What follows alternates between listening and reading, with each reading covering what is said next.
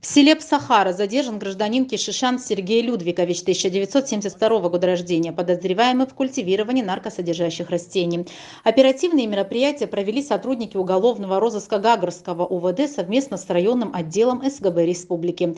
При осмотре приусадебного участка по месту проживания вышеназванного гражданина сотрудниками правоохранительных органов были обнаружены отдельные насаждения растений зеленого цвета со специфическим запахом.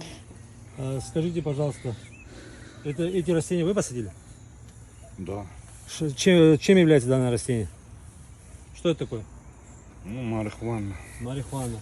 В общей сложности гражданин Кишишан высадил и культивировал более 400 растений.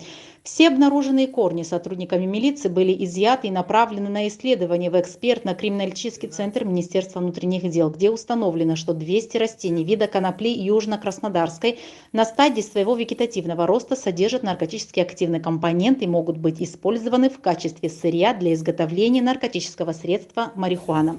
451, 452 серо-зеленого растения со специфическим запахом. Граждане участвующие, видите? Да. Подтверждаете факт обнаружения изъятия? Да, конечно. Вы подтверждаете, что это ваше растение? Да. Вами были посажены? Да. В отношении гражданина Кишишан по факту незаконного культивирования запрещенных к возделыванию растений, содержащих наркотические вещества, совершенное в крупном размере, возбуждено уголовное дело. Последний санкционирован к содержанию под стражей. Расследование проводит следственный отдел УВД по Гагрскому району.